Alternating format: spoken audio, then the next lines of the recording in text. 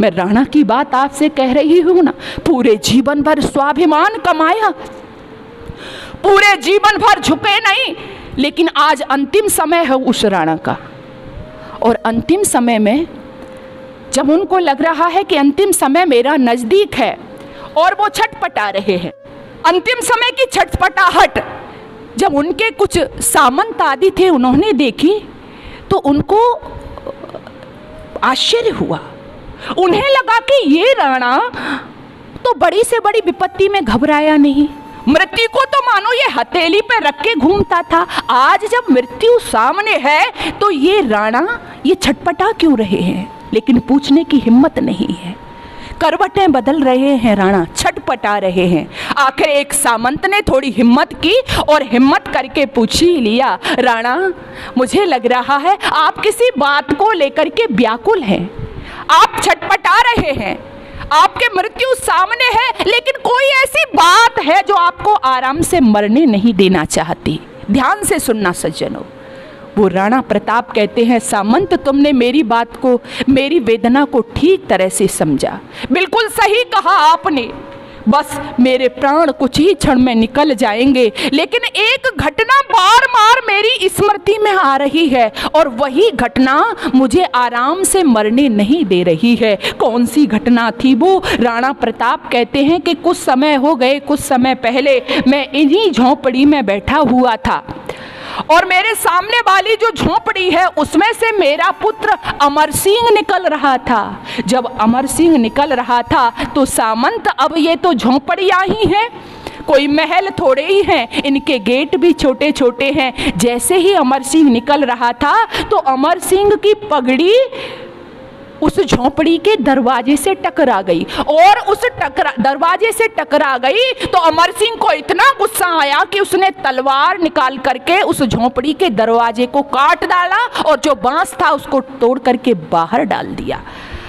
ये घटना मेरे जेहन में बार बार आ रही है सामंत, कि उस छोटी सी घटना से जिसने अमर सिंह की पगड़ी को गिरा दिया था, अमर सिंह मेरा बेटा इतना नाराज हो गया कि उसने तलवार निकाल करके उस कुटिया के द्वार को तोड़ दिया। तो सामंत मैं इसलिए परेशान हो रहा हूँ कि आगे जब मैं चला जाऊंगा इस दुनिया से तो मेरा बेटा अमर सिंह इन झोंपड़ियों में नहीं रह पाएगा और इन झोंपड़ियों में नहीं रह पाएगा, वो महलों में रहेगा और महलों में रहेगा तो ये जो घास पत्ते आदि के दोने हैं इनमें भोजन नहीं करेगा, सोने चांदी के बर्तनों में भोजन करेगा और सोने चांदी के बर्तनों में भोजन करेगा तो वो फिर जमीन पर भी नहीं सोएगा, वो मखमल के गद्दों पर सोएगा। और जब ये इतनी सुख सुविधाओं का अभ्यस्त हो जाएगा तो कम शक्ति के साथ में फिर शत्रु से युद्ध करना आसान नहीं होगा, क्योंकि जो तप चाहिए वो तप ये प्राप्त नहीं कर पाएगा और फिर ये भी दूसरे राजपूतों की तरह उस अकबर की अधीनता स्वीकार कर लेगा। बस यही घटना मुझे बार बार याद आ रही है और मुझे चैन से मरने नहीं देती है। जब ये सुना उन सामंतों ने सबने तलवारें निकाल ली और कहा कि राणा जब तक हम जीवित हैं, जब तक हम जीवित रहेंगे कभी भी अमर सिंह को अधीनता स्वीकार नहीं करने देंगे। राणा की जयकारे लगाए, राणा की जय बोली और राणा हंसते हंसते शांति के साथ में मुस्कुराते हुए इस संसार से विदा हो गए। बोले अब मुझे कोई चिंता नहीं है। जरा विचार करना, जीवन के अंतिम समय में देश के लिए इतना सोचने वाला,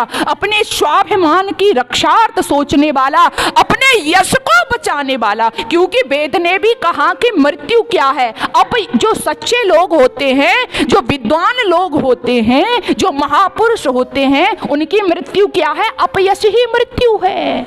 इसलिए अपने यश की रक्षार्थ, स्वाभिमान की रक्षार्थ राणा जीवन भर कभी झुके नहीं, कहीं भी कोई समझौता किया नहीं।